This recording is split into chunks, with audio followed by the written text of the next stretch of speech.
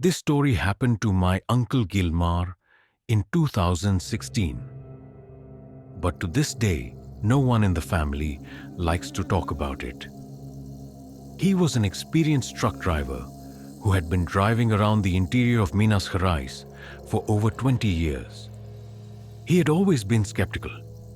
He didn't believe in anything supernatural. But that night, something changed. It was a rainy Friday. He had unloaded a cargo in Formiga and was returning empty along the MG 262 after midnight. The road was deserted, wet, with fog covering the hills and the asphalt poorly lit.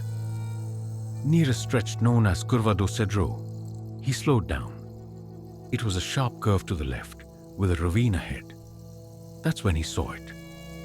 At the edge of the road, on the white line, a woman was standing still. She was wearing a white dress down to her feet, her hair stuck to her face from the rain. She didn't make a sign. She didn't seem to be asking for help. She just stood there, immobile, staring at the cars that weren't coming. Gilmar thought about going on, but something bothered him. That road was dangerous. It could be someone in real need of help. He pulled over ahead, turned on his warning light and slowly backed up.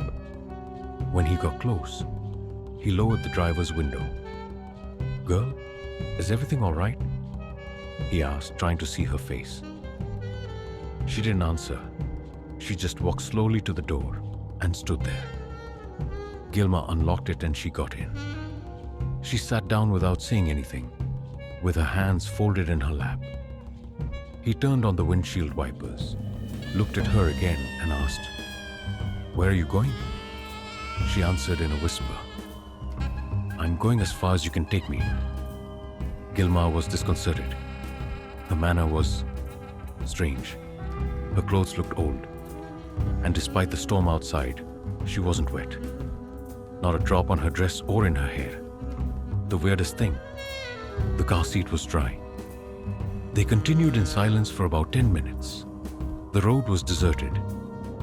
He tried to make conversation once more. Asked her name. Nothing. Just the sound of the rain and the truck's engine. It was then that he noticed something in the rearview mirror. Her reflection wasn't there. He could see the passenger seat reflected, the back of the truck, but not her. He looked out of the corner of his eye, and she was still there, motionless, staring at the asphalt. A shiver ran up his back.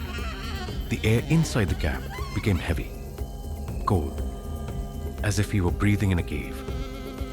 Gilmar began to pray, softly, something he hadn't done since he was a child.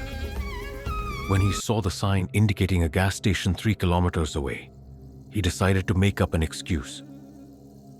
"Ma'am, I'm going to stop at the gas station to fill up, okay?" he said, his voice shaking. She responded for the first time with another sentence. "It's fine here." He turned to her, confused. "What do you mean? It's in the middle of the road." But the seat was empty. He stopped the truck on the roadside, turned on the interior light, opened the tailgate. Nothing. No trace of anyone getting in. The seat was still dry. There were no footprints, no scent of perfume, nothing. He got down, looked under the truck, around, and then he saw, on the wet asphalt, behind the lift, bare footprints heading towards the bush. As if someone.